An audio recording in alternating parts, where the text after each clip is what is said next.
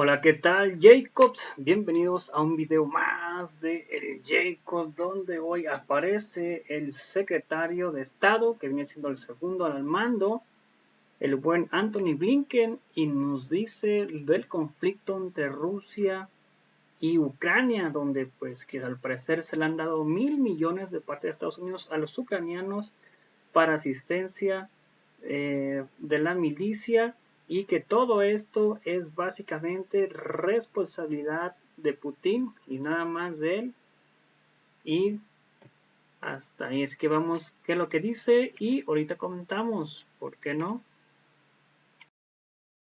Vehículos. Good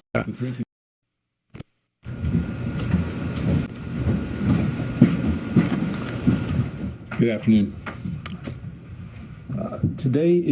Buenas tardes. Hoy se cumple el séptimo día de la falsa guerra del presidente Putin contra Ucrania. El asalto continúa por tierra, por aire, por mar. Y como dije cuando hablé ante el Consejo de Seguridad de la ONU ayer, los ataques de Rusia están alcanzando escuelas, hospitales, residencias. Están destruyendo infraestructura crítica que abastece a millones de personas en toda Ucrania de agua potable, electricidad y gas para que no mueran congelados. Autobuses, autos, ambulancias están siendo cañoneados. Ayer, un ataque de Rusia en Kiev destruyó la estación central de televisión, parte del monumento de Babi Yar y la torre de televisión. En parte se derrumbó. Una enorme explosión ocurrió en la plaza principal de Kharkiv, la segunda ciudad del país. Estos no son objetivos militares. Son lugares donde los civiles trabajan y donde viven familias. Kharkiv es una de las ciudades de habla rusa más grandes de Europa. Está a unas 50 millas de Belgrado, su ciudad hermana en Rusia, y en Volgogrado es de donde probablemente vinieron estos misiles. El presidente Putin, entre múltiples justificaciones falsas para la invasión a Ucrania, se ha referido a la necesidad de protegerse de una amenaza imaginaria contra personas de habla rusa, como el asalto y bombardeo de la población de Kharkiv, una de las ciudades de habla rusa más grandes de Europa, va a promover ese objetivo. Como dijo el presidente Zelensky después del asalto, nunca hubo una frontera entre Kharkiv y su ciudad hermana en Rusia. Las dos ciudades están unidas por pueblos ucranianos y rusos a ambos lados. En medio del enorme daño causado por la guerra, vemos estragos en Kharkiv. También vemos cómo la Corte Internacional de Justicia anunció que tendría audiencia sobre las acciones de Rusia. El costo humano de esta injustificada y no provocada acción de Rusia ya es muy elevado. Cientos y no miles de civiles han muerto o han resultado heridos, y hay refugiados en los países vecinos. Millones de ucranianos, aún dentro de Ucrania, se están guareciendo donde pueden, incluyendo niños que reciben tratamientos por cáncer, que están ahora en el sótano del hospital de niños, mientras los médicos hacen todo lo posible por atenderlos en medio de explosiones. Esto es vergonzoso. El número de civiles muertos y heridos, las consecuencias humanitarias, solo se van a acrecentar en los días por venir. Frente a esta violencia, la valentía del pueblo ucraniano es una inspiración para el mundo. Como dijera el presidente Biden en su discurso de anoche, en respuesta a la agresión, a la guerra de Rusia, ha surgido unidad entre los líderes en Europa, unidad entre los pueblos del mundo, protestando esta guerra por elección del presidente Putin. Hay quienes están protestando pacíficamente aún a riesgo por hacerlo, debido a que el gobierno Biden dedicó su primer año a reparar y reconstruir alianzas en Europa y el resto del mundo, y como dedicamos la mayor parte de los últimos meses a alertar sobre la agresión de Rusia, dando a conocer información de inteligencia casi en tiempo real y exponiendo las mentiras del presidente Putin, estábamos preparados. De hecho, una razón por la que vemos esta respuesta unificada en este momento fue porque a fines del año pasado tomamos la decisión de informarle al mundo lo que sabíamos que estaba ocurriendo y lo que pensábamos iba a ser la estrategia de Rusia. Hace 2 semanas fui al Consejo de Seguridad de la ONU para ir paso por paso sobre los pretextos bélicos que estábamos seguros que el presidente Putin esgrimiría y la subsiguiente agresión militar que ordenaría.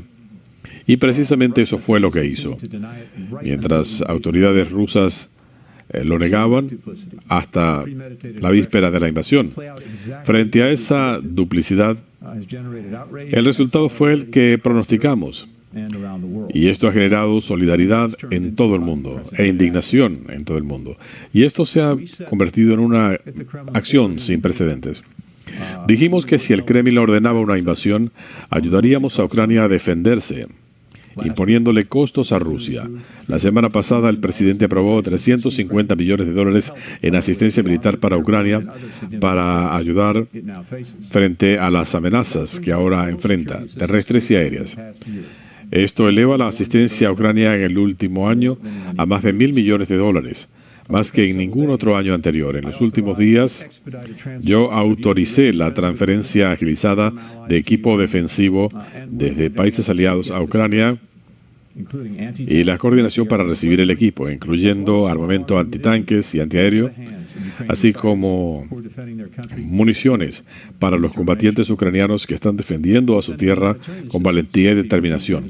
Estamos enviando también asistencia humanitaria al pueblo de Ucrania. Hace 3 días anunciamos casi $54 millones en apoyo adicional, además de $300 millones que hemos proporcionado en años recientes.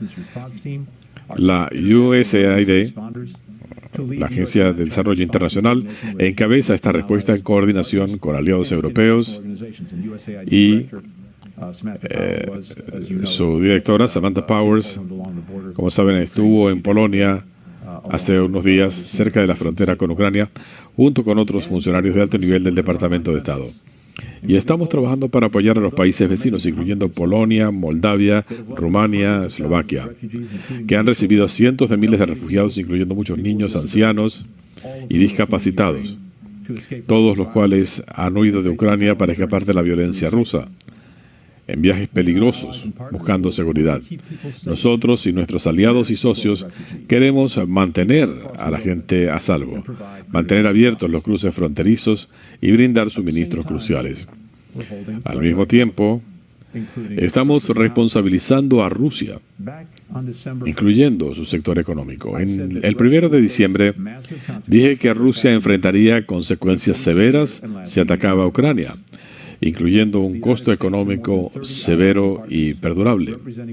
Estados Unidos y decenas de aliados, representando casi la mitad de las economías mundiales, lo han hecho, con sanciones y controles de exportación a Rusia, incluyendo medidas adicionales que se tomaron hoy.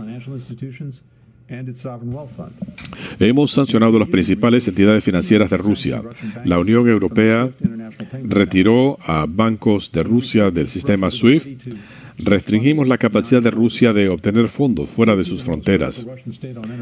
13 de las empresas estatales más importantes de Rusia ahora están teniendo dificultades para levantar capital. Hemos impuesto sanciones a individuos, incluyendo el presidente Putin, a miembros de la élite y sus familiares. Y estamos activando una fuerza de tareas para identificar, rastrear y congelar los activos de empresas rusas sancionadas y de los oligarcas. Vamos a congelar y confiscar sus aviones privados, sus yates y propiedades en otros países. También estamos imponiendo sanciones severas hoy al sector de defensa. En total se van a designar 22 entidades asociadas con el sistema de defensa de Rusia, incluyendo unidades que producen armamento, vehículos a control remoto, unidades que se están utilizando para atacar al pueblo ucraniano y para quebrantar el derecho internacional. También estamos imponiendo controles y restricciones a Belarus en esta guerra por elección del presidente Putin. Belarus no podrá importar tecnología crucial y si el apoyo de Lukashenko a la guerra continúa, las consecuencias a su régimen se incrementarán. En total, estas sanciones y restricciones han tenido un efecto poderoso sobre la economía de Rusia. El valor del rublo se ha caído. La bolsa de Rusia cerró por temor a la fuga de capitales. La calificación del crédito de Rusia está a nivel de basura. Las arcas de guerra de Putin están agotadas y restringiendo su acceso a tecnología se está asestando un golpe a su sector económico y productivo, no solo ahora, sino en los años por venir.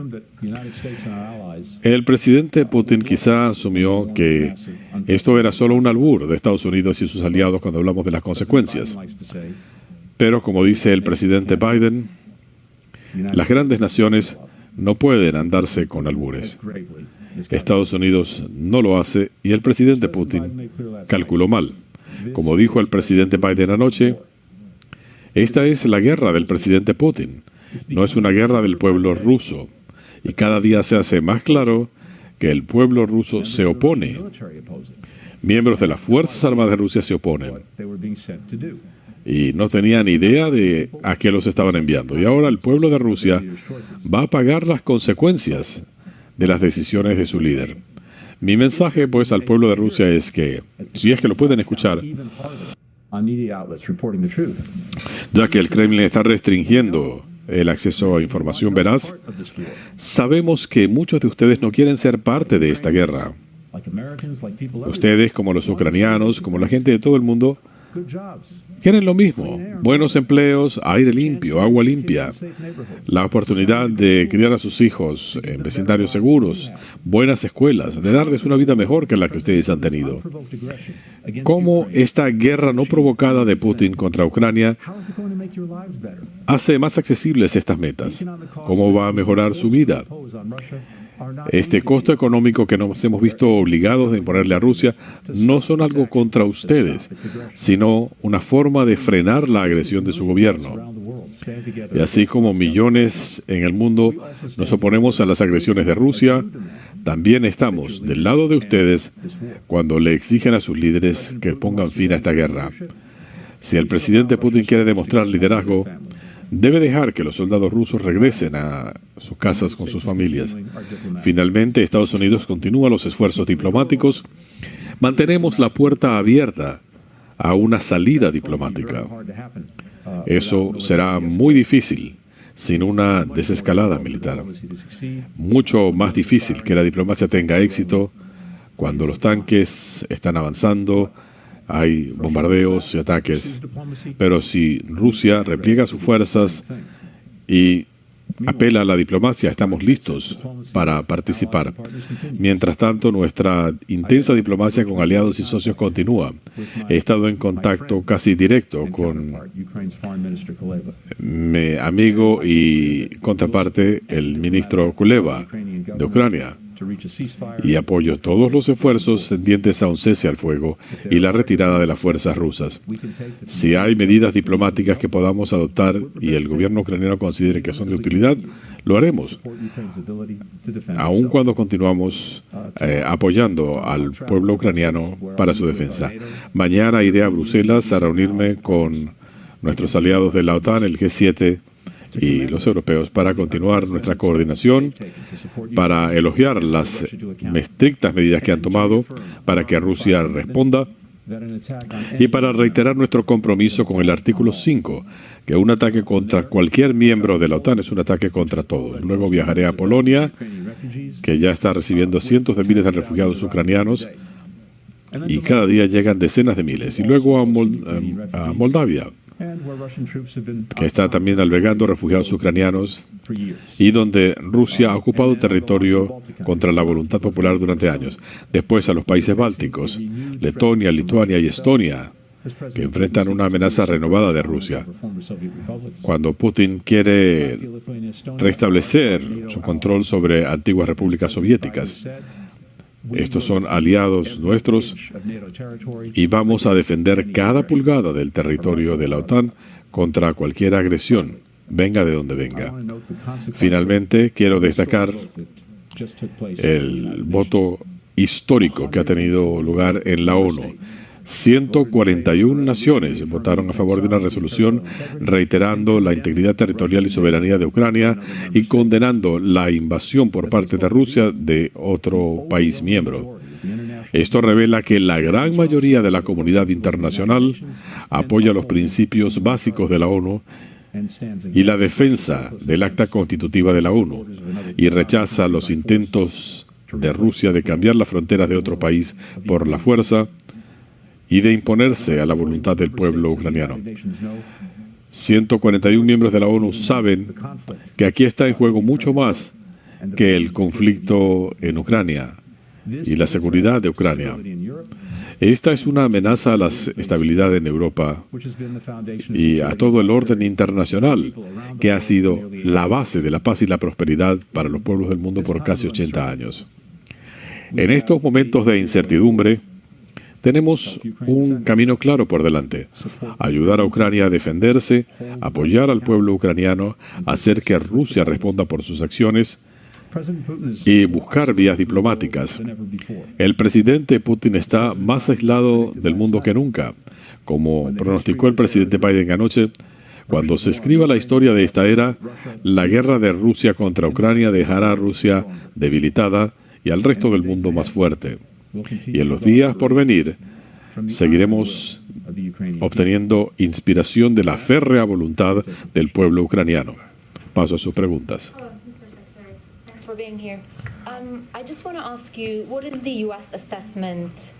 ¿Cómo evalúa Estados Unidos la condición mental de Putin? Usted dice que está más aislado que nunca. ¿Cree usted que esto lo puede empujar a hacer algo aún más dramático que lo que hemos visto hasta ahora? Y también usted habrá visto que hay estadounidenses que han expresado el deseo de ir a luchar a Ucrania. ¿Cuál es su mensaje para ellos?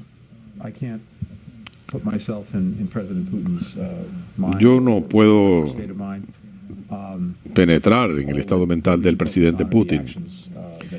Solo nos podemos concentrar en sus acciones y en nuestra respuesta a esas acciones.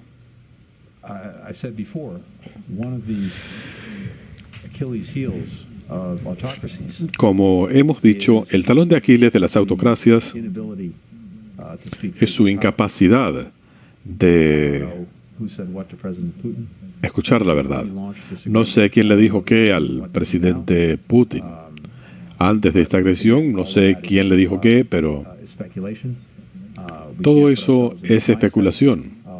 No podemos penetrar en su mente y solo podemos hacer lo que estamos haciendo: ser muy claros en nuestra respuesta a las medidas que está tomando para seguir trabajando en concordancia con nuestros aliados y socios en defensa de Ucrania para ayudar a su pueblo y ayudar a aquellos que han tenido que huir. Y si hubieran oportunidades diplomáticas, abrirlas.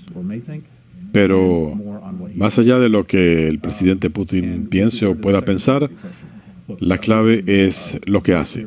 En cuanto a la segunda parte de su pregunta, hemos sido claros desde hace mucho tiempo, especialmente como le hemos dicho a los estadounidenses radicados en Ucrania, que era hora de salir, y advirtiéndole a la gente que no vaya. Pero los que quieran ayudar a Ucrania y a su pueblo, hay múltiples formas de hacerlo,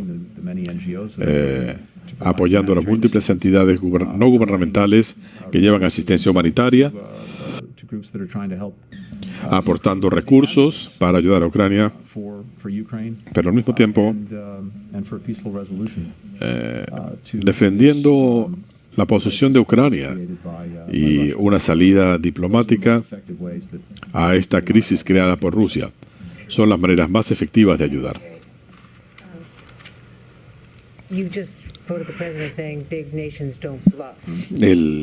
Usted acaba de citar al presidente diciendo que para las grandes naciones no hay cabida para albures. ¿Cree usted que el presidente Putin se está jugando un albur al poner a sus fuerzas nucleares en alerta? ¿Y le sorprende que no hayamos visto más ataques cibernéticos masivos contra Ucrania? Hemos visto algunos de negación de servicio, o contra la OTAN o nosotros. ¿Cree usted que la legislación recién aprobada ha ayudado en ese sentido? Y si me permite otra pregunta. Hoy hablé con Daria Kleniak,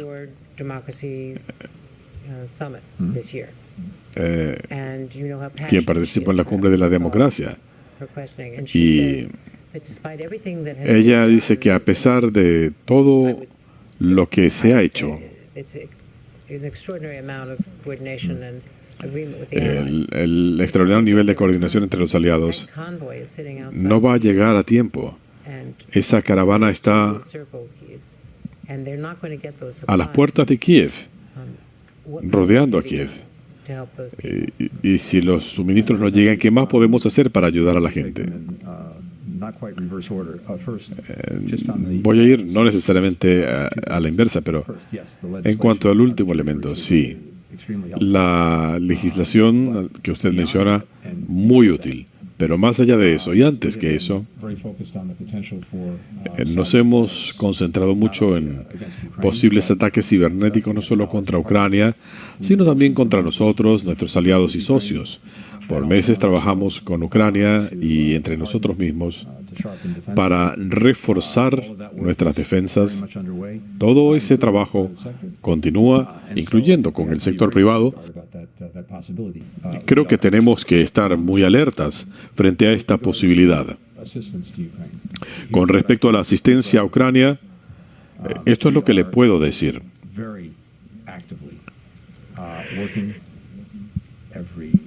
Estamos trabajando activamente todos los días, todas las horas, para brindar asistencia y para asegurarnos de hacer todo lo que podemos para alcanzar nuestra meta. Y no somos solo nosotros. Muchos países en Europa están coordinando esfuerzos en este sentido y mi propia evaluación en este momento es que esta asistencia vital llegue a donde tenga que llegar. Con respecto a lo que ha dicho el presidente Putin sobre la postura nuclear de Rusia. Primero, como ustedes saben, Rusia y Estados Unidos tienen un acuerdo de muy larga data en que una confrontación nuclear sería devastadora para el mundo entero. Y como hemos dicho muchas veces, lo reiteramos a comienzos de año, después de la reunión Biden-Putin en Ginebra, nuestros países reiteraron que una guerra nuclear no se puede ganar y por ende no se debe librar. Una reafirmación clave que surgió de ese encuentro Biden-Putin en junio. La retórica provocativa sobre arsenales nucleares es el colmo de la irresponsabilidad. Puede llevar a errores de cálculo. Es algo que se tiene que evitar. Hemos evaluado las declaraciones del presidente Putin y en este momento no vemos razones para cambiar nuestra postura.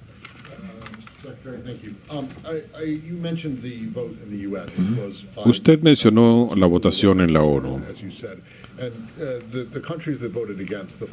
Los países que votaron en contra nos sorprende Belarus, Corea del Norte, Siria, Rusia. ¿Qué puede decirnos de las abstenciones, especialmente de América Latina, Cuba, Nicaragua y Venezuela? Países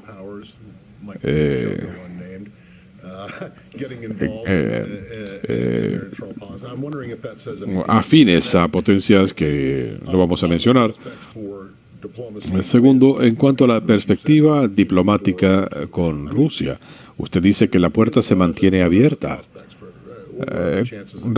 ¿Cuál es la perspectiva real de que sucede? Y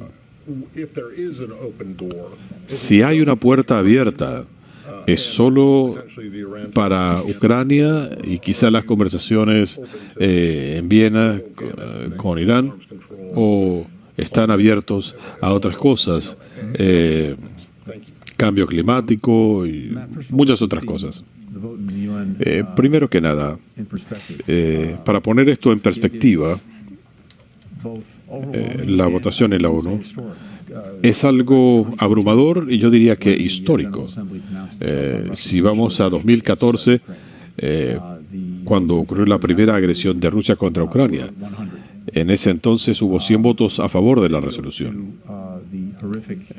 Si miramos las terribles acciones del régimen de Assad en Alepo, en ese caso, 120 votos a favor de la resolución, condenando las acciones del régimen de Assad. Hoy, 141 votos.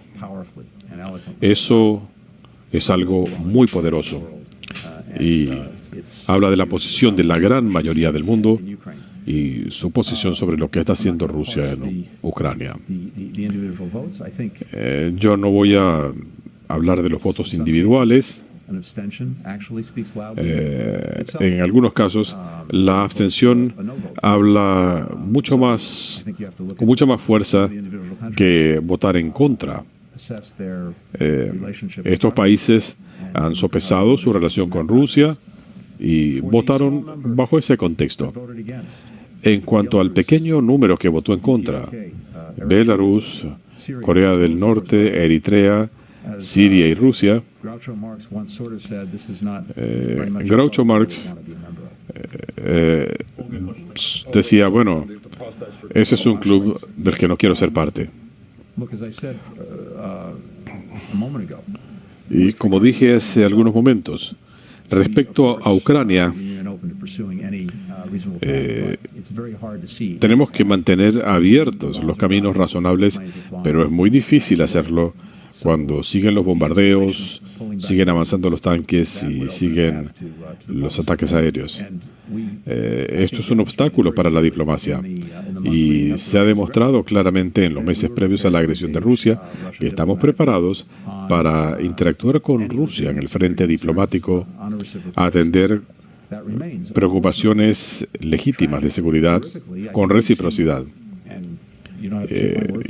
Hemos visto trágicamente lo que está ocurriendo y hemos escuchado las palabras del presidente Putin. Básicamente todo lo que el gobierno ruso dice que es su preocupación resulta no ser el punto. Por ejemplo, el tema de Ucrania y la OTAN. Y eso ha quedado demostrado por las acciones de Rusia. De lo que se trata aquí es que él quiere absorber a Ucrania de una forma u otra para asimilarla a Rusia. Él no considera que Ucrania debe tener independencia alguna y quiere reintegrarla a un imperio. Volverla a poner bajo su esfera de influencia y, cuando menos, convertir al país en algo enteramente neutral. Así que esto va mucho más allá de los puntos en los que podemos hablar con Rusia. Dos elementos cruciales sobre Ucrania. Primero y principal, la interrogante es si hay una senda que permita defender los intereses de las partes. ¿Podemos ayudar en eso? Sí. Estamos preparados para eso.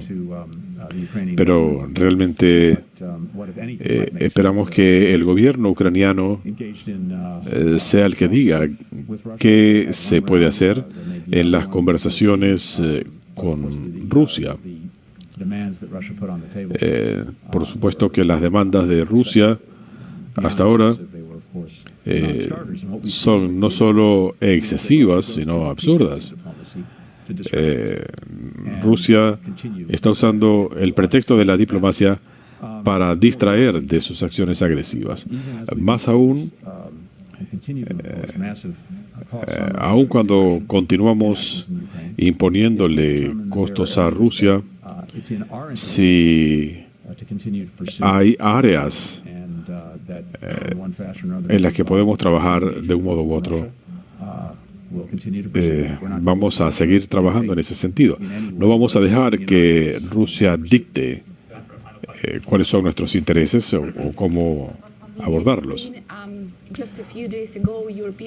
Hace unos días la Unión Europea propuso donar casas a Ucrania, pero hasta donde sabemos esto se cayó.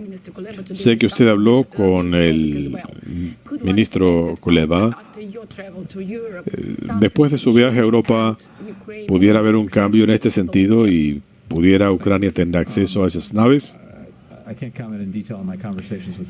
No puedo dar detalles de mis conversaciones con el ministro Kuleba. Hablamos de múltiples temas, incluyendo las provisiones de la asistencia de seguridad a Ucrania. Esto es algo que voy a abordar con nuestros aliados y socios europeos en un par de días en Bruselas. Nuevamente, lo que le puedo decir es que, y dije en respuesta a la pregunta de Andrea, cuando se trata de equipo defensivo vital que Ucrania necesita, estamos coordinando su suministro y la asistencia está llegando. Pero quizá tendremos más que decir en los próximos días. Gracias.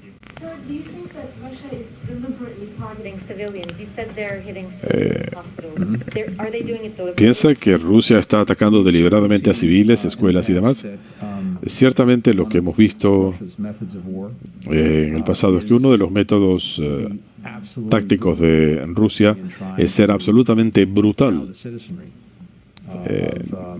tratando de amedrentar a los ciudadanos de otros países.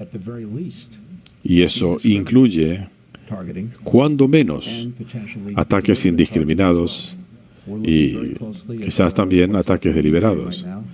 Hemos visto lo que ha ocurrido en Ucrania, lo que ha ocurrido con los civiles. Estamos tomando nota de ello, lo estamos documentando y queremos asegurarnos, entre otras cosas, que haya responsabilidad por esto. Gracias.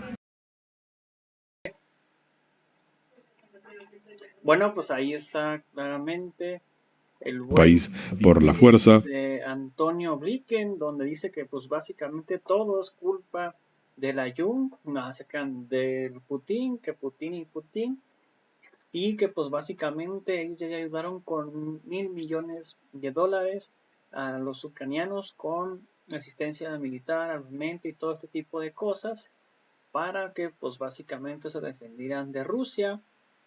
Para ser el presidente de Rusia ya se peló, ya se fue, al que le catalogaban como héroe, pero pues hay que ver, a ver cómo nos vamos adelante. Esperemos que esto ya se resuelva lo más pronto posible, ya que pues ya hace unos 2 semanas cuando mucho ya se haya acabado la guerra, que ya haya entrado por completo Rusia y que no pase mayores, que no se meta ya ningún país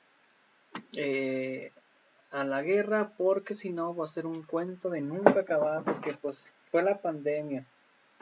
Y luego después de la pandemia, pues ahora fue la guerra y total es que nunca podemos recuperarnos de la economía y la inflación, ¡pum!, por los cielos. Y no dudes que en cuanto se acabe lo de Rusia, ahí viene lo de China y lo de Taiwán, que pues va a haber China de que no hubo tanto, no hizo tanto iris Estados Unidos.